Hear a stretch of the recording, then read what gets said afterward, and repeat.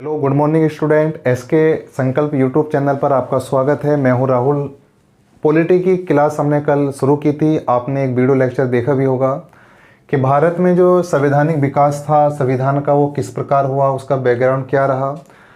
तो कल हमने चर्चा की थी ब्रिटिशों से कि भारत में ब्रिटिशों का जो आगमन था वो कब हुआ था, समय समय पर कौन कौन लोग आए, उन्होंने मुग़ल शासकों से किस प्रकार जो था भारत में व्यापार एकाधिकार को लेकर मांग की।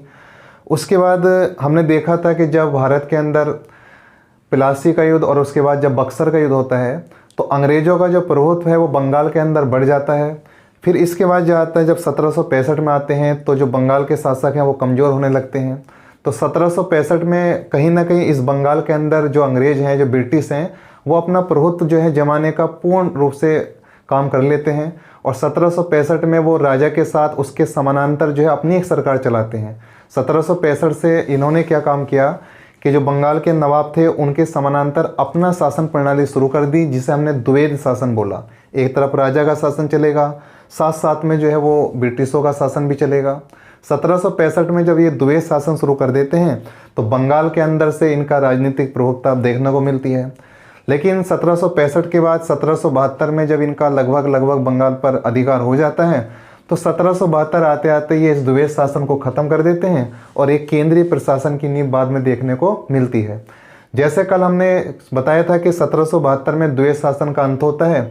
अब इन्हें ज़रूरत यह आ पड़ती है कि जो भारत के अंदर जहाँ जहाँ ब्रिटिशों का क्षेत्र था, जिसे हम ब्रिटिश आधिपत्य का क्षेत्र भी बोलते हैं, तो वहाँ जो है कंपनी को चलाने के लिए या कंपनी के माध्यम से लोगों को चलाने के लिए, शासन प्रशासन को चलाने के लिए कुछ कानूनों की आवश्यकता पड़ेगी। तो ब्रिटिशों ने इस दिशा में एक कार्य किया। तो उन्होंने जो था प्रारंभ में एक एक्ट लाया जिसकी हम कल चर्चा भी करने वाले थे। तो 1772 के बाद जब द्वैध शासन का अंत होता है तो 1773 से ब्रिटिश ईस्ट इंडिया कंपनी के माध्यम से भारत में पहला अधिनियम आता है जिसे कहा जाता है रेगुलेटिंग एक्ट। तो इसको हम दो पार्ट में कर पढ़ेंगे। पहला जो पार्ट होगा वो ये होगा, ब्रिटिश ईस्ट इंडिया कंपनी के शासन के अंतर्गत जो अधिनियम बने। 1858 के बाद जो सीधा महारानी ने सीधा जो था इन एक्टों को अपने रूप से सुचारू किया। तो कल हम चर्चा पे आ गए थे कि द्वैध शासन का अंत हो गया था और ब्रिटिश शासन के अंतर्गत विभिन्न अधिनियमों को बनने का स्टार्टिंग हो गया था। पहले जो आपका ब्रिटिश ईस्ट इंडिया जो कंपनी है, जिसे हम कहते हैं ब्रिटिश ईस्ट इंडिया कंपनी, तो ब्रिटिश ईस्ट इंडिया कंपनी के तहत जो या ब्रिटिश ईस्ट इंडिया कंपनी के समय जो भारत में शासन प्रशासन को चलाने के लिए ब्रिटेन की सरकार जो अधिनियम या कानून बनाती थी वो उसका विस्तार 1773 से लेकर 1858 तक रहा है। उसके बाद 1858 के बाद क्या होता है, थोड़ा मैं आपको समझा देता हूँ। 1858 के बाद जो ब्रिटेन की महारानी होती हैं, ये जो ब्रिटेन की सरकार होती है, वो इस ब्रिटिश ईस्ट इंडिया कंपनी के जब देखती है कि इनका प्रभाव जो है वो शासन प्रशासन में ज़्यादा होने लगा है भारत में। अब अगर ब्रिटिश ईस्ट इंडिया कंपनी ज़्यादा मजबूत हो जाएगी तो कहीं ना कहीं कल वापस इंग्लैंड आकर वो हमारे लिए भी मुसीबत खड़ी कर देगी। तो उन्होंने काम किया, इन पर रोक लगाई 1858 में। और दूसरा रीजन ये भी था, कहा जाता है कि जब भारत में पहली जो क्रांति हुई थी अंग्रेज़ों के खिलाफ 1857 की क्रांति, तो उस 1857 की क्रांति के विद्रोह को कहीं ना कहीं ब्रिटिश ईस्ट इंडिया कंपनी की जो कूटनीतियाँ थी वो जिम्मेदार थी। तो ब्रिटेन में जो राजसत्ता थी, जो संप्रभु लोग थे, उन्हें इस बात का एहसास हुआ कि कहीं ना कहीं ये जो हमारे देश से कंपनी गई है ये कहीं ना कहीं लोगों को हैंडल नहीं कर पा रही है या लोगों के विश्वास नहीं बना पा रही है। तो इसलिए भी 1857 की क्रांति के कारण भी 1858 में जो था वो इस ब्रिटिश ईस्ट इंडिया कंपनी के शासन को समाप्त कर दिया गया। फिर बाद में जो था सीधा ब्रिटेन का जो संप्रभु है या ब्रिटेन के राजा महाराजा जो हैं, वहाँ की रानी ने सीधा जो शासन है भारत का वो स्वयं चलाने का फैसला करा। तो इसलिए हम 1858 के बाद जो अधिनियम बनेंगे या 1858 से लेकर 1947 तक जो अधिनियम बनेंगे उन्हें हम श्रेणी में जो रखेंगे वो रखेंगे ताज के शासन में। ताज का शासन इसलिए क्योंकि वो सीधा राजा महाराजाओं द्वारा संचालित होता था। राजाओं महाराजाओं द्वारा भारत सीधा संचालित होने लगा। ब्रिटिश ईस्ट इंडिया कंपनी के प्रभाव को नगण्य कर दिया गया लगभग। तो इस दूसरे पार्ट का नाम हम रखेंगे ताज का शासन। ये जो पार्ट होगा आपका, इसका नाम रखा जाएगा आपका ताज का शासन, जो ब्रिटेन की महारानी या राजा महाराजाओं के द्वारा डायरेक्ट संचालन स्थापित किया जाने लगा। 1773 से 1858 तक जो शासन था वो ब्रिटिश ईस्ट इंडिया का शासन बोल सकते हैं, और ताज के शासन आपको 1858 से लेकर 1947 तक बोल सकते हैं। अब हम संवैधानिक विकास जब पढ़ेंगे, कैसे कैसे ब्रिटिशों ने भारत के अंदर संवैधानिक विकास किया, तो उसकी दिशा में पहला जो प्रयास देखने को मिला ब्रिटिश ईस्ट इंडिया कंपनी के शासन में, वो ये था कि इन्होंने सबसे पहले कदम बढ़ाया और पहला एक अधिनियम बनाया जिसे 1773 का रेगुलेटिंग एक्ट के नाम से भी जाना जाता है। ब्रिटिशों द्वारा भारत में बनाया गया जो पहला एक्ट था वो था आपका 1773 का रेगुलेटिंग एक्ट। इसके बाद ब्रिटिशों ने क्या काम किया, जब इन्होंने एक एक्ट लाया तो उसके बाद इन्होंने एक सुधार के लिए एक एक्ट और लाया जिसने 1781, ये एक बंदोबस्त एक्ट था। बंदोबस्त एक्ट का मतलब ये था कि जो 1773 के रेगुलेटिंग एक्ट में जो कमियां रह गई थी, उन कमियों को दूर करने के लिए 1781 में एक एक्ट आया था जिसे बंदोबस्त एक्ट या बोल सकते हो आप सेटलमेंट, इसको बोल सकते हैं हम सेटलमेंट एक्ट। इसके बारे में चर्चा करेंगे बाद में। इसके बाद 1781 के बाद जो था एक एक्ट और आता है जिस एक्ट को हम जानते हैं 1784 का Pitt's India act. Pitt's India act 1784 के बाद आपको जो एक्ट देखने को मिलेंगे वो आपको चार्टर एक्ट देखने को मिलेंगे। चार्टर एक्ट का मतलब ये हुआ कि इस ब्रिटिश ईस्ट इंडिया कंपनी जो थी, इसके भारत में प्रभाव को या भारत में व्यापारिक अनुमति या शासन प्रशासन की अनुमति को बढ़ाने के लिए एक अनुमति लेना अनिवार्य हो गया। उसके बाद 1793 के बाद जो एक्ट आए, या कह सकते हैं आगे जो एक्ट आए, उन्हें हम चार्टर एक्ट के नाम से जानते हैं। और उन्हें हम चार्टर एक्ट के नाम से क्यों जानते हैं, क्योंकि आगे से अब जो था ब्रिटेन के जो महाराजा या रानी थी उनसे अनुमति लेना अनिवार्य हो गया था। अब ब्रिटिश ईस्ट इंडिया कंपनी जो है इसके बाद सीधा शासन नहीं चला सकती। सीधा शासन तो चल रहा था अभी, लेकिन इसको अनुमति लेना अनिवार्य कर दिया था। इसलिए 1784 के पिट्स इंडिया एक्ट के बाद जो एक्ट आएंगे, जैसे आप चार्टर एक्ट पढ़ेंगे तो चार्टर एक्ट की दिशा में जो पहला एक्ट बना था वो बना था 1793। अब 1793 के एक्ट में इन्होंने जो था ब्रिटेन की संसद से या ब्रिटेन की जो महारानी थी उनसे परमिशन ली 20 सालों के लिए। सोचो 1793 से अगर 20 साल हम आगे जाएंगे तो आपको क्या मिलेगा, 1813। 1813 के बाद अगला जो चार्टर एक्ट आया, ये सभी एक्ट जो है चार्टर एक्ट के नाम से जाने जाएंगे। अगला जो एक्ट आया वो आया आपको 1833 का चार्टर एक्ट। और 1833 के बाद जो अगला चार्टर एक्ट आया वो आया आपको 1853 का चार्टर एक्ट। इस प्रकार ब्रिटिश ईस्ट इंडिया कंपनी के शासन में जो संवैधानिक विकास की दिशा में जो विकास आरंभ हुआ, उसके अंतर्गत पहला जो एक्ट देखने को मिलता है वो मिलता है 1773 का रेगुलेटिंग एक्ट। इसके बाद 1781 का सेटलमेंट एक्ट आया जिसे बंदोबस्त एक्ट भी कह सकते हैं। इसके बाद 1784 का पिट्स इंडिया एक्ट देखने को मिला। इसके बाद भारत में ब्रिटिश ईस्ट इंडिया कंपनी के शासन काल में ही चार्टर एक्ट की शुरुआत होती है, और 4 चार्टर एक्ट मुख्य रूप से ईस्ट इंडिया कंपनी के शासन में प्रभावी होते हैं, जिनमें पहला आता है 1793, जिसे हम बोल सकते हैं 1793 का चार्टर एक्ट। उसके बाद आता है 1813 का चार्टर एक्ट, और उसके बाद आता है 1813 का चार्टर एक्ट। 1853 के चार्टर एक्ट के बाद क्या होता है कि जब 1853 का चार्टर एक्ट आ जाता है तो इसके बाद भी इन्हें अनुमति तो मिल रही थी, लेकिन वो अनुमति जो है रद्द कर दी गई थी। रद्द इसलिए की गई थी, आप देखेंगे अभी ब्रिटिश ईस्ट इंडिया कंपनी का सीधा शासन संचालित हो रहा है भारत में।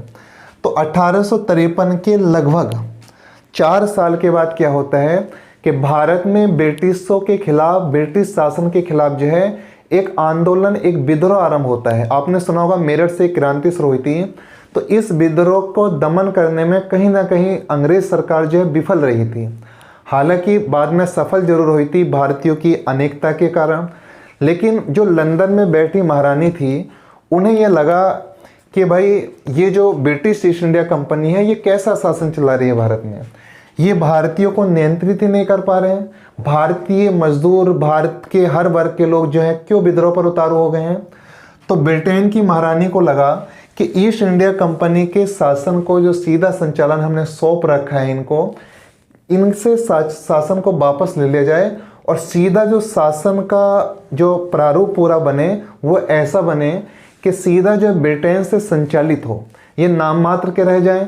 और जो ब्रिटेन के द्वारा गवर्नर जनरल या वाइसराय बाद में बनाया गया उसके बाद, तो वो गवर्नर जनरल या वाइसराय के माध्यम से हम सीधा ही संचालन करें। हालांकि गवर्नर जनरल पहले से बनते आ रहे थे, लेकिन अब गवर्नर जनरल की शक्तियों में वृद्धि कर दी गई। तो अब जो शासन चला भारत में वो ताज का शासन चला। ताज का शासन हमने इसलिए बोला क्योंकि डायरेक्ट ब्रिटिशों का शासन चला। तो 1858 से लेकर 1947 तक संवैधानिक विकास जो हुआ वो ब्रिटेन की महारानी के शासन काल में हुआ, जो उन्होंने डायरेक्ट चलाया था। तो पहला जो अधिनियम आया था उसका नाम था आपका 1858 का भारत शासन अधिनियम। 1858 का भारत शासन अधिनियम। इसके बाद भारत के अंदर भारतीय परिषद अधिनियम नाम आ गया। तो इसके बाद जो आप देखोगे, इसके बाद भारत में आए भारत परिषद अधिनियम। भारत परिषद अधिनियम और भारत परिषद अधिनियम पहला जो आया इस नाम से, उसका नाम था आपका 1861 का अधिनियम। अब 1861 के अधिनियम के बाद और भी स्वरूप देखने को मिले, लेकिन भारत परिषद अधिनियम जो था जो 1861 में आया, 1861 के बाद आप जितने भी अधिनियम पढ़ोगे वो सारे अधिनियम जो है भारत परिषद अधिनियम नाम से कहे जाएंगे। तो 1861 के बाद जो महत्वपूर्ण अधिनियम आपको देखने को मिलेगा जिसके बारे में हम चर्चा करेंगे, हालांकि कुछ ऐसे छोटे छोटे अधिनियम भी आए थे। तो इसके बाद आपका आता है 1893 का अधिनियम, उसके बाद आता है आपका 1909 का अधिनियम और उसके बाद आता है आपका 1909 का अधिनियम। तो भारत परिषद अधिनियम जो 1861 आया, 1893 आया, 1909 आया और 1919 आया। इन अधिनियमों में दो इम्पोर्टेंट अधिनियम है आपका 1909 और 1919। आपको मालूम होगा 1909 के अधिनियम को मार्ले मिंटो सुधार अधिनियम भी कहा गया, मार्ले मिंटो। और जो 1909 का था इसको मार्टिन चेम्सफोर्ड, मार्टिन चेम्सफोर्ड नाम से भी जाना जाता है, जिसकी चर्चा हम बाद के लेक्चरों में करेंगे। अब भारत परिषद अधिनियम के बाद जो था भारत के अंदर फिर जो अधिनियम आए उन्हें पुनः भारत शासन अधिनियम नाम से जाना गया। तो बाद में जो भारत शासन अधिनियम नाम से आए उनके नाम इस प्रकार हैं, भारत शासन अधिनियम। तो दो महत्वपूर्ण अधिनियम आए थे, जिनमें एक अधिनियम था आपका 1935 का अधिनियम। 1935 का इसलिए भी इम्पोर्टेंट था क्योंकि जितने एक्ट आप पढ़ोगे ब्रिटिशों के समय के, संवैधानिक विकास के समय के, उन सारे अधिनियमों में या उन सारे एक्टों में जो सबसे ज़्यादा चीज़ें हमारे वर्तमान संविधान को बनाते हुए एक्सेप्ट की गई हैं, ली गई हैं, वो सबसे ज़्यादा ली गई हैं 1935 के भारत शासन अधिनियम से। 1935 के बाद जो महत्वपूर्ण अधिनियम आया था, लास्ट अधिनियम था, उसका नाम था 1947 का स्वतंत्रता अधिनियम, जिसे 1947 का भारत शासन अधिनियम नाम से भी जाना गया। तो इस चीज़ को आप नोट कर लीजिएगा कि ब्रिटिश ईस्ट इंडिया कंपनी के शासन के समय जो 1773 से लेकर 1858 तक चला, महारानी ने शासन अपने हाथों में ले लिया 1858 में। तो 1947 के मध्य जितना भी शासन चला, जितने अधिनियम बनाए, वो सीधे ताज के शासन के अंतर्गत आए थे। तो इसका स्क्रीनशॉट लीजिए। उसके बाद आज जो हम कवर करेंगे वो करेंगे आज हम 1773 का रेगुलेटिंग एक्ट सबसे पहले। तो स्क्रीनशॉट लीजिए, नोट कीजिए, वीडियो को रोककर भी आप नोट कर सकते हैं चीज़ों को।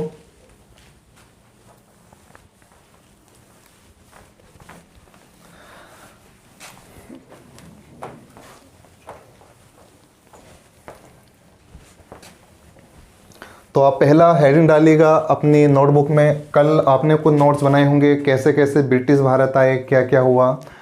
तो आज संवैधानिक विकास की दिशा में पहला महत्वपूर्ण कदम बढ़ रहा है, जो बढ़ा था उस समय, उसका नाम था आपका 1773 का रेगुलेटिंग एक्ट। 1773 का रेगुलेटिंग एक्ट, ये हेडिंग डाल लीजिए सब लोग कॉपी में अपनी। 1773 का रेगुलेटिंग एक्ट।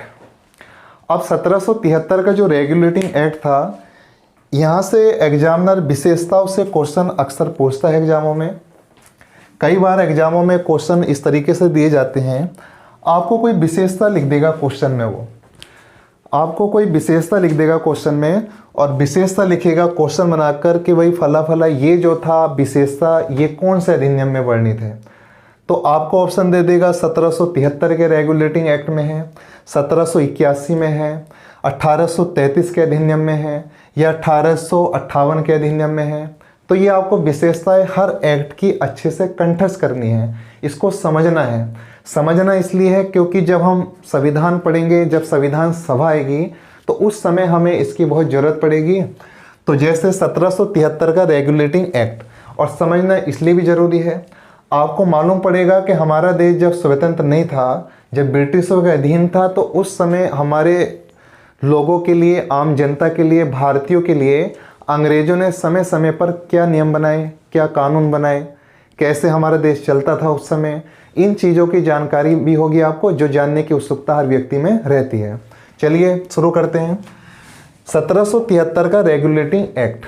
तो 1773 का रेगुलेटिंग एक्ट से पहला पॉइंट तो आपको यही बनेगा कि भारत में संवैधानिक विकास की दिशा में जो पहला महत्वपूर्ण कदम ब्रिटेन की सरकार ने उठाया था, ब्रिटिश ईस्ट इंडिया कंपनी ने उठाया था, वो कौन सा अधिनियम बनाकर उठाया था? आपका 1773 का रेगुलेटिंग एक्ट। तो मैं आपको थोड़ा बंगाल में लेकर चलता हूँ। जैसे आपका ये साउथ का हिस्सा है आपका, और ये आपका जो है भारत का पूर्वी हिस्सा है, और ये भारत का पश्चिमी हिस्सा है। इस समय क्या था कि ये जो आपका इधर महाराष्ट्र राज्य है, तो महाराष्ट्र में ये क्षेत्र पड़ता है आपका मुंबई।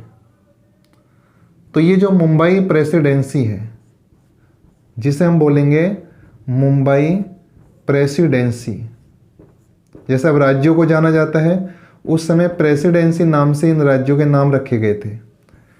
ये मुंबई प्रेसिडेंसी है आपकी। ये महाराष्ट्र का क्षेत्र है आपका। आपको मालूम होगा ये आपका जो क्षेत्र है, ये तमिलनाडु का क्षेत्र है, और तमिलनाडु में जो राजधानी है चेन्नई। चेन्नई का प्राचीन नाम जो था वो मद्रास था। तो इससे कन्फ्यूज होने की आपको बिल्कुल ज़रूरत नहीं है। इसका नाम रखेंगे मद्रास प्रेसिडेंसी। मद्रास प्रेसिडेंसी। और भारत में जो मेन सत्ता का केंद्र था ब्रिटिशों का, जो ब्रिटिशों ने प्रारंभ में अपनी राजधानी बनाई थी, तो वो था आपका बंगाल का क्षेत्र। और आपके लिए एक चीज़ बता दूं कि उस समय इस बंगाल के अंदर वर्तमान उड़ीसा, बिहार जो आप देखते हो, ये उस समय बंगाल के अंतर्गत ही आता था। तो यहाँ जो कोलकाता था आपका, कोलकाता आप बोल सकते हो, यहाँ जो कोलकाता था, जिसकी स्थापना भी ब्रिटिशों ने की थी। ठीक है, अब आपको समझने में आसानी होगी। चलिए शुरू करते हैं। 1773 के रेगुलेटिंग एक्ट की महत्वपूर्ण बातें। सबसे पहले आप देख रहे हैं कि ये पूरा भारत है। ये मद्रास प्रेसिडेंसी है, ये मुंबई प्रेसिडेंसी है, ऐसे छोटे छोटे क्षेत्र ब्रिटिश ने और बनाए हुए थे। यहाँ इन्होंने गवर्नरों की नियुक्ति की हुई थी, जिसमें सबसे मुख्य गवर्नर जो था वो आपका बंगाल का होता था। अब सबसे पहला इन्होंने काम क्या किया, मैं थोड़ा बैकग्राउंड में आपको लेकर चलता हूँ, तो पॉइंट वाइज चीज़ों को समझिएगा। मैंने आपको बताया था कि 1765 ईस्वी को बंगाल के अंदर द्वैध शासन आरंभ हुआ था। 1772 के अंदर बंगाल में द्वैध शासन का अंत कर दिया गया था। ठीक है, इसके बाद जब इस बंगाल के अंदर द्वैध शासन आरंभ हुआ 1765 में, और 1772 में इस बंगाल के अंदर से द्वैध शासन को खत्म कर दिया गया। संवैधानिक विकास शुरू हुआ, और पहला अधिनियम ब्रिटेन की पार्लियामेंट ने लंदन के अंदर बनाया। 1773 का रेगुलेटिंग एक्ट बनाया।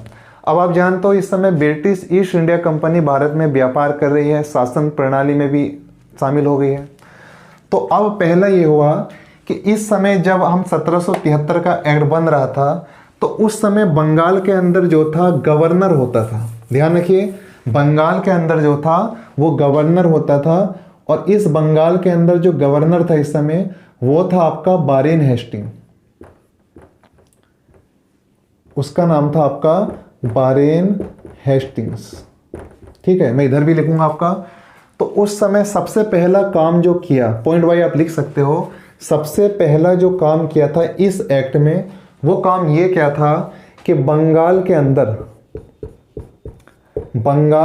अंदर गवर्नर को, बंगाल के गवर्नर को आप हिंदी में लिख सकते हैं, बंगाल के अंदर गवर्नर को क्या कहा जाने लगा?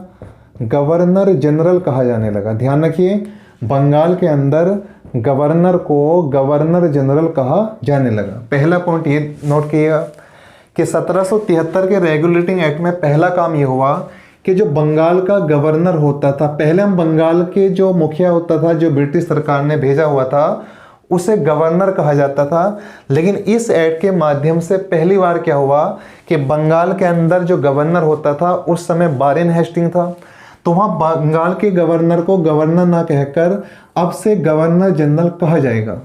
तो आपसे एक क्वेश्चन बनेगा कि वो कौन सा अधिनियम था जिसके द्वारा ब्रिटेन की सरकार ने ये प्रावधान किया कि बंगाल के गवर्नर का नाम बदलकर गवर्नर जनरल कर दिया गया।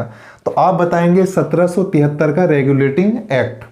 इसके बाद जब गवर्नर का नाम बदलकर गवर्नर जनरल कर ही दिया तो वो कौन सा व्यक्ति था जो उस समय गवर्नर था और जो गवर्नर जनरल बन गया था? उसका नाम था आपका वारेन हेस्टिंग्स। ध्यान रखिए, उसका नाम था आपका वारेन हेस्टिंग्स। तो आप ये इस बात को अच्छे से ध्यान रखिए कि बंगाल का अंतिम गवर्नर कौन हुआ आपका? बंगाल का अंतिम गवर्नर कौन हुआ? तो बंगाल का अंतिम गवर्नर हुआ आपका वारेन हेस्टिंग्स। और ये वारेन हेस्टिंग के शासन में क्या काम किया? कहा गया कि भाई बंगाल का जो गवर्नर है, चाहे वो कोई भी हो, चाहे कोई भी कौन था आपका वारेन हेस्टिंग, तो इसको अब आप गवर्नर जनरल कहेंगे। इसको क्या बोलेंगे? बोलिए गवर्नर जनरल। तो इन्होंने बंगाल के अंदर गवर्नर को गवर्नर जनरल कहा, तो बंगाल का पहला गवर्नर जनरल कौन बनेगा आपका? Warren Hasting. तो नोट करिएगा कि बंगाल का पहला गवर्नर जनरल वारेन हेस्टिंग था, जबकि बंगाल का अंतिम गवर्नर, ना कि गवर्नर जनरल, जब तक पद का नाम गवर्नर रहा तो उस समय बंगाल का गवर्नर कौन रहा आपका? Warren Hasting. तो बंगाल का पहला गवर्नर जनरल वारेन हेस्टिंग्स और बंगाल का अंतिम गवर्नर कौन निकला आपका? वारेन हेस्टिंग ही निकला। ठीक है, क्योंकि ये गवर्नर होता था, इसको ही गवर्नर जनरल कहा जाने लगा। तो ये अंतिम गवर्नर के रूप में, गवर्नर पद के रूप में, गवर्नर नाम के रूप में अंतिम वारेन हेस्टिंग ही था। और जब गवर्नर जनरल पद हो गया तो इसका ही कार्यकाल बढ़ा दिया गया और इसको ही बंगाल का पहला गवर्नर जनरल कहा गया। उम्मीद है पहली चीज समझ में आई होगी आपको। दो चीज निकल कर आई कि बंगाल के अंदर गवर्नर को गवर्नर जनरल कहा गया, पहला गवर्नर जनरल वारेन हेस्टिंग बना और अंतिम गवर्नर भी वारेन हेस्टिंग रहा था वहाँ। ठीक है, अब आते हैं दूसरी प्रमुख विशेषता पर चर्चा करते हैं। दूसरी प्रमुख विशेषता ये थी कि उस समय प्रेसिडेंसियाँ हुआ करती थी। अब जब प्रेसिडेंसियाँ हुआ करती थी तो सबसे महत्वपूर्ण हुआ करती थी बंगाल की। ये जो है आपकी बंगाल प्रेसिडेंसी है, इसको नाम दे सकते हैं कि ये कौन सी प्रेसिडेंसी है आपकी? बंगाल। ये मैं अंदर लिख सकता हूं, ये है आपका बंगाल।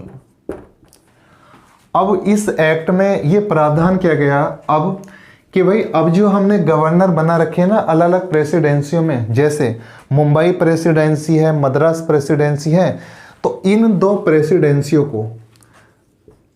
प्रेसिडेंसियों को बंगाल प्रेसिडेंसी के अंतर्गत कर दिया गया। मतलब इसका मैं समझाता हूं क्या हुआ अभी। ठीक है, ये बंगाल प्रेसिडेंसी है और आपको एक प्रेसिडेंसी कौन सी बता रहा हूं मैं आपको? मुंबई। और एक प्रेसिडेंसी कौन सी पढ़ रहे हैं आप? मद्रास। तो ध्यान रखिए कि बम्बई प्रेसिडेंसी को और मद्रास प्रेसिडेंसी को, जो मुंबई प्रेसिडेंसी है और मद्रास प्रेसिडेंसी है, इन दोनों प्रेसिडेंसियों के गवर्नरों को बंगाल प्रेसिडेंसी के गवर्नर के अधीन कर दिया गया। मतलब ये हुआ कि जो मुंबई प्रेसिडेंसी का गवर्नर है, जो मुंबई प्रेसिडेंसी का क्या है बोलिए गवर्नर, और जो मद्रास प्रेसिडेंसी का क्या है आपका गवर्नर, तो जो मुंबई प्रेसिडेंसी का गवर्नर है और जो मद्रास प्रेसिडेंसी का गवर्नर है, इन दोनों प्रेसिडेंसियों के गवर्नरों को अब से क्या काम होगा कि वो बंगाल प्रेसिडेंसी के गवर्नर के अधीन हो जाएगा। अब वो स्वतंत्र रूप से नहीं रहेगा। पहले क्या होता था, जब 1773 का एक्ट सरकार ने नहीं बनाया तो उससे पहले सभी प्रेसिडेंसियों के गवर्नर स्वतंत्र थे। वो अपने राज्य में सारे प्रशासनिक, राजनीतिक या व्यापारिक निर्णय लेने के लिए स्वतंत्र होते थे। लेकिन अब बांध दिया गया, मुंबई प्रेसिडेंसी और मद्रास प्रेसिडेंसी के गवर्नरों को बंगाल के गवर्नर के अधीन कर दिया गया। ठीक है आपको।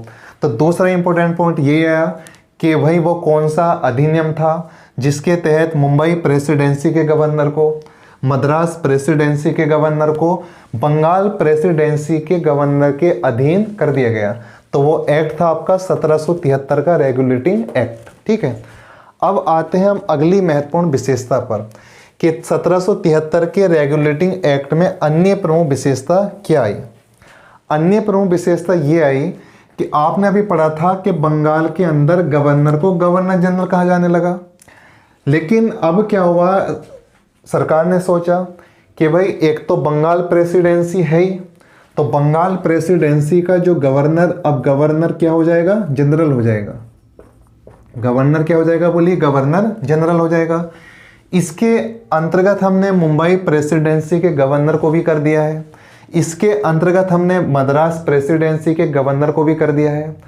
तो उन्होंने सोचा कि थोड़ा मुश्किल आएगी बंगाल के गवर्नर जनरल को, क्योंकि अभी तक जो था वो पूर्ण रूप से जो निर्णय लेता था वो बंगाल गवर्नेंस को लेकर लेता था।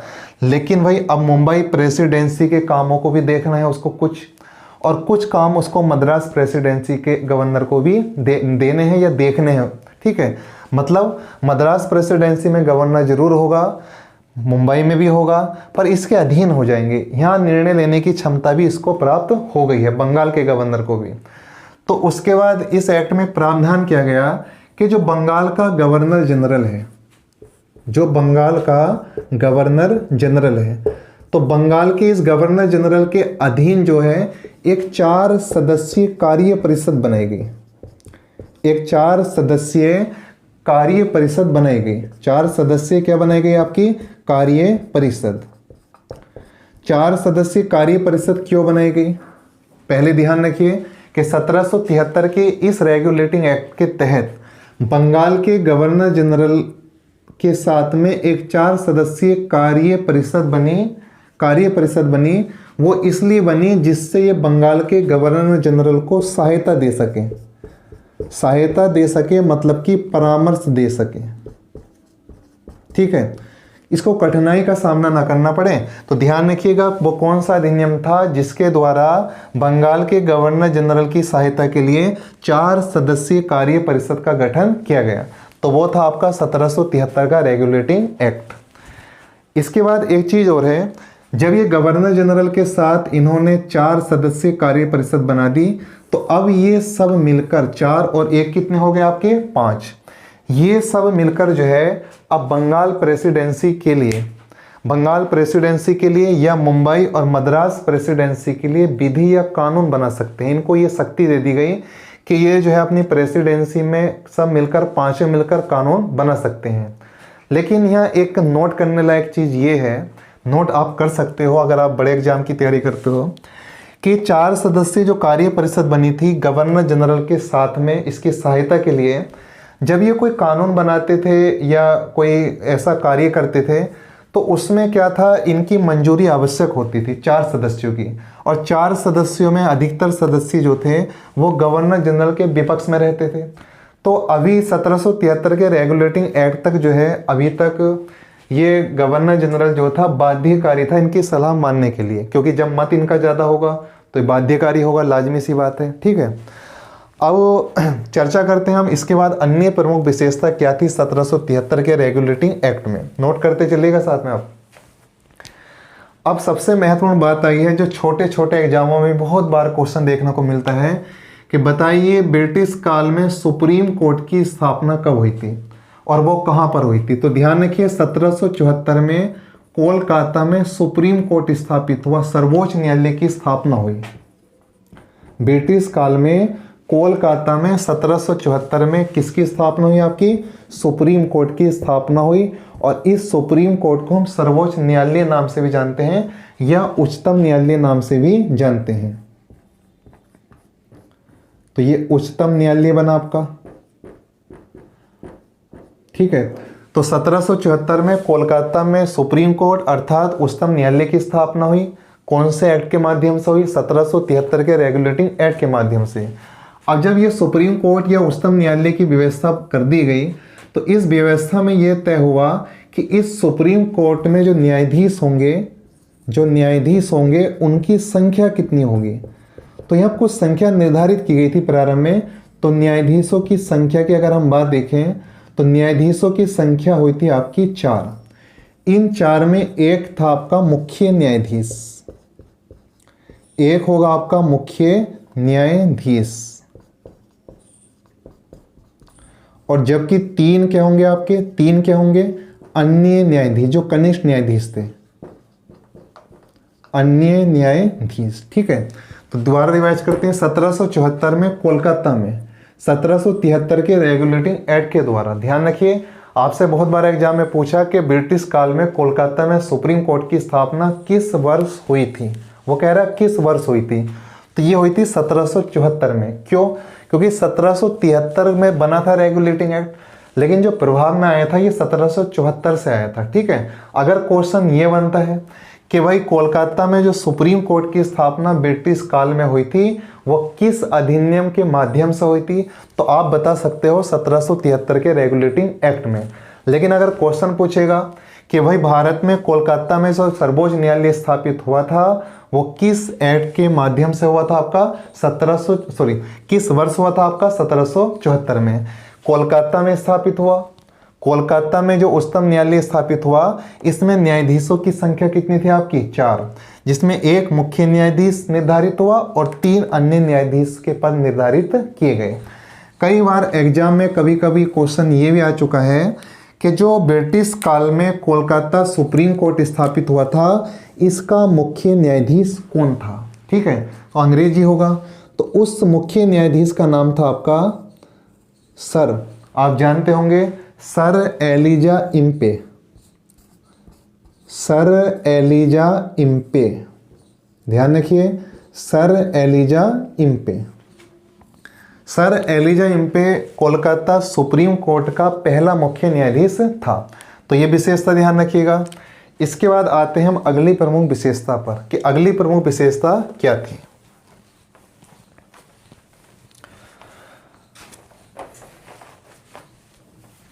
अगली प्रमुख विशेषता ये थी, जैसे आप जानते हैं कि भारत में ब्रिटिश ईस्ट इंडिया कंपनी जो है वो शासन चलाने लगी है, व्यापारिक कार्य कर रही है, उसके साथ साथ जो है राजनीतिक कार्य भी करने लगी है।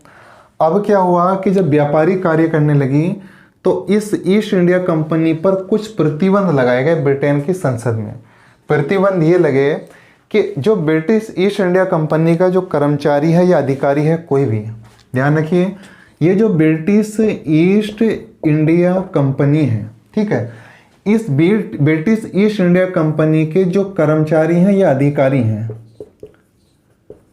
अधिकारी हो या कर्मचारी हो, अधिकारी हो या कौन हो आपके कर्मचारी हो, तो ब्रिटेन की संसद ने इस एक्ट में एक प्रावधान ये कर दिया कि अब ब्रिटिश ईस्ट इंडिया कंपनी का कोई भी अधिकारी या कोई भी कर्मचारी जो है भारत के अंदर अपना निजी व्यापार नहीं करेगा, अपना निजी व्यापार नहीं करेगा, ठीक है। पहला प्रतिबंध तो ये लगा। दूसरा प्रतिबंध ये लगा कि आप भारतीयों से कोई भी उपहार गिफ्ट जो है, ठीक है, रिश्वत के माध्यम से ले लेते हैं, कोई भी उपहार या रिश्वत नहीं लेंगे। ये इंपॉर्टेंट क्वेश्चन है। इस एक्ट में प्रावधान ये करा कि ईस्ट इंडिया कंपनी जो भारत में शासन कर रही है इसका कोई भी अधिकारी या कर्मचारी काम करने वाला भारतीयों से ना तो कोई रिश्वत लेगा, ना कोई उपहार लेगा, और ना ही भारत के अंदर ईस्ट इंडिया कंपनी से अलग होकर अपना कोई निजी व्यापार करेगा। इस पर यह रोक लगाई गई थी इसी अधिनियम के द्वारा। अगली महत्वपूर्ण अगर हम विशेषता देखें कि अगली महत्वपूर्ण विशेषता क्या थी, तो आप इसका स्क्रीनशॉट ले सकते हैं, नोट कर सकते हैं। अब अगली महत्वपूर्ण चीज़ क्या आई? अगली महत्वपूर्ण चीज़ ये आई कि भारत में इस एक्ट के द्वारा द्वैध शासन की नींव रखी गई। द्वैध शासन की नींव रखी गई। द्वैध शासन की नींव कैसे रखी गई? अब आप जानते हैं ब्रिटेन का जो राजा या कह सकते हैं महारानी, सर्वोच्च तो वही लोग थे, राजा या कौन थे बोलिएगा? महारानी। समझिएगा अच्छे से इस चीज़ को। राजा या महारानी जो मतलब सबसे उच्चतम है, ठीक है, सबसे मेन वही लोग थे। तो इनके देश से एक कंपनी आई थी इनसे अनुमति लेकर, उसका नाम है आपका ब्रिटिश ईस्ट इंडिया कंपनी। अब ब्रिटिश ईस्ट इंडिया कंपनी को क्या हुआ कि इसको राजनीतिक अधिकार भी मिल गए, इसको राजनीतिक अधिकार भी मिले, ये राजनीतिक कार्य भी करने लगी। और ब्रिटिश ईस्ट इंडिया कंपनी पहले से आप जानते हो व्यापारिक कार्य तो करती, प्राथमिकता में थे इनके प्रारंभ में, तो व्यापारिक कार्य भी करते थे ये लोग, ये तो इसलिए ही आए थे।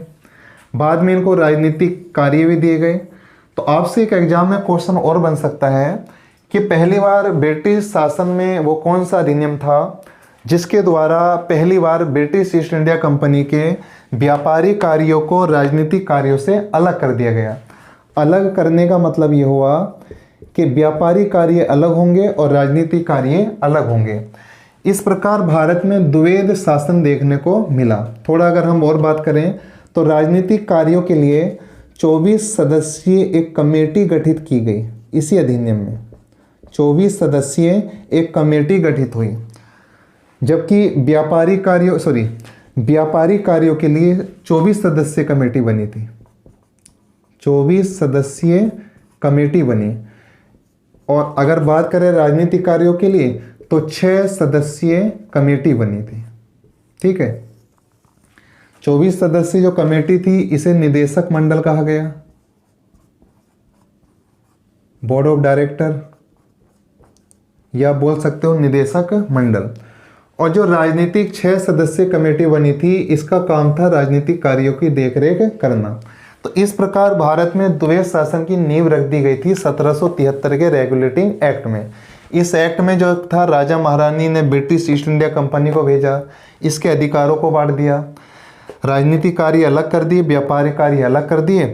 व्यापारिक कार्यों के लिए 24 सदस्यीय एक निदेशक मंडल बना और दूसरा 6 सदस्यीय कमेटी बनी जो राजनीतिक कार्यों को देखती थी। तो इस प्रकार 1773 के रेगुलेटिंग एक्ट की ये महत्वपूर्ण विशेषताएं हैं। इन विशेषताओं के बाद अगर हम देखेंगे तो एक चीज़ बताना भूल गया, जो 6 सदस्यीय कमेटी बनी थी ये ब्रिटिश ईस्ट इंडिया कंपनी के राजनीतिक कार्यों पर नियंत्रण रखती थी। इसको समझिए अच्छे से भी। और राजनीतिक कार्यों को अलग करा, व्यापारिक कार्यों को अलग करा, किसके? ब्रिटिश ईस्ट इंडिया कंपनी के। किसने कराया? राजा या महारानी ने। राजनीतिक कार्यों जो ब्रिटिश ईस्ट इंडिया कंपनी करने लगी थी, क्योंकि प्रारंभ में तो ये व्यापारिक करने के लिए आए थे लेकिन राजनीतिक कार्य भी करने लगे थे, तो इस पर देखभाल करने के लिए यहाँ की महारानी ने एक 6 सदस्यीय नियंत्रण बोर्ड बनाया जो नियंत्रण रखता था इन पर। और व्यापारिक कार्यों के लिए 24 सदस्यीय निदेशक मंडल बनाया, बोर्ड ऑफ डायरेक्टर जिसको हम बोलते हैं। ठीक है, तो इस पॉइंट को नोट करिए। तो इस एक्ट की ये महत्वपूर्ण विशेषताएं थी, आप मेरे साथ रिवाइज कर सकते हो। 1773 के रेगुलेटिंग एक्ट के द्वारा 1773 के रेगुलेटिंग एक्ट के द्वारा क्या क्या विशेषताएं मैंने आपको बताई। पहली विशेषता बताई थी कि बंगाल के अंदर गवर्नर को गवर्नर जनरल कहा जाने लगा, मतलब बंगाल के गवर्नर के पद का नाम बदलकर गवर्नर जनरल कर दिया गया। और बंगाल का पहला गवर्नर जनरल बना आपका वारेन हेस्टिंग्स। दूसरी महत्वपूर्ण विशेषता बताई मैंने आपको कि जो मद्रास प्रेसिडेंसी थी उस समय और जो मुंबई प्रेसिडेंसी थी, इनके गवर्नरों को बंगाल के गवर्नर जनरल के अधीन कर दिया गया, परामर्श देने के लिए, सहायता के रूप में। ठीक है, तीसरी महत्वपूर्ण विशेषता मैंने आपको बताई कि जो बंगाल का पहला गवर्नर जनरल था वारेन हेस्टिंग्स, ये तो मैंने आपको बता ही दिया था। तीसरी महत्वपूर्ण विशेषता ये थी कि अब ब्रिटिश ईस्ट इंडिया कंपनी का कोई भी कर्मचारी भारत में स्वतंत्र रूप से निजी व्यापार नहीं करेगा, इस पर प्रतिबंध लगा दिया गया। और साथ में ये प्रतिबंध लगा कि ब्रिटिश ईस्ट इंडिया कंपनी का कोई भी जो कर्मचारी होगा वो कर्मचारी ना तो भारतीयों से रिश्वत लेगा और ना ही उनसे कोई उपहार ग्रहण करेगा। एक प्रमुख विशेषता और बताई मैंने आपको कि अब जो है एक इसके राजनीतिक कार्यों को अलग कर देंगे, व्यापारिक कार्यों को अलग कर देंगे। ठीक है, तो इस प्रकार द्वैत शासन का भी भारत में क्या हो जाएगा, प्रारंभ हो जाएगा। इसके बाद जो अगला महत्वपूर्ण अधिनियम आता है, छोटा सा अधिनियम है, आप हेड डाल सकते हैं उसका, 1781 का सेटलमेंट एक्ट, जिसे बंदोबस्त अधिनियम भी कहेंगे। तो आप हेड डालेगा 1781 का सेटलमेंट एक्ट, हेडिंग बनाइएगा 1781 का सेटलमेंट। सेटलमेंट मतलब बंदोबस्त किया गया था, सेटलमेंट एक्ट। ठीक है, तो 1781 का सेटलमेंट एक्ट की अगर हम बात करें, इसमें कोई खास चीज़ें नहीं जोड़ी गई थी।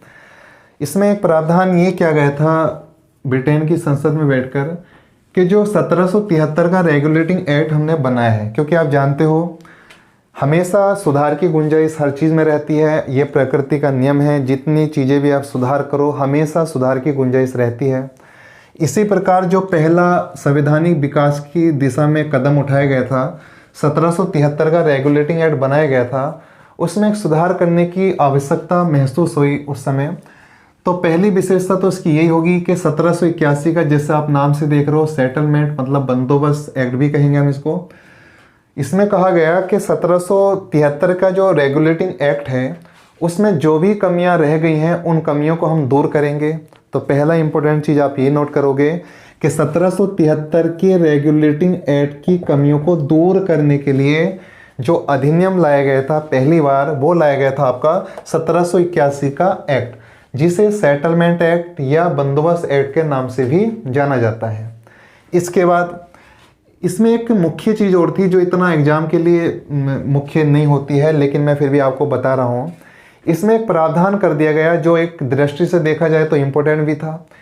इसमें यह कहा गया कि भाई जब आप कोई कानून बनाओगे भारत के अंदर, जो इसके लिए उत्तरदायी लोग थे, गवर्नर जनरल थे, ये प्रावधान किया गया ब्रिटेन की संसद में कि आप जब कोई कानून बनाओगे भारतीयों के लिए तो आप इस बात का विशेष ध्यान रखेंगे कि भारतीयों के सामाजिक या धार्मिक भावनाएं उससे ना खराब हो, ना भड़कें। आपको ये ध्यान रखना है कि भारतीय जो सामाजिक रूप से जिन परंपराओं को मानते हैं या धार्मिक रूप से जिन परंपराओं को मानते हैं, तो आप कानून में कहीं वो चीज़ें आड़े ना आए, मतलब उनको दिक्कत ना हो उनकी धार्मिक मान्यताओं में। तो ये इंपॉर्टेंट कह सकते हो इस पॉइंट के लिए कि इस एक्ट में प्रावधान ये किया गया कि भारतीयों के सामाजिक और धार्मिक मान्यताओं में आप कानून बनाते समय हस्तक्षेप नहीं करोगे। ठीक है, तो आज ये दो चीज़ें मैंने कवर की हैं। अगले जो लेक्चर हमारा होगा, अगली जो वीडियो होगी, उसमें हम कवर अगले एक्ट करेंगे और कोशिश ये करेंगे कि ज़्यादा से ज़्यादा एक्ट हो। अभी हमारी प्रारंभिक वीडियो है ये, तो आज के लिए बस इतना ही।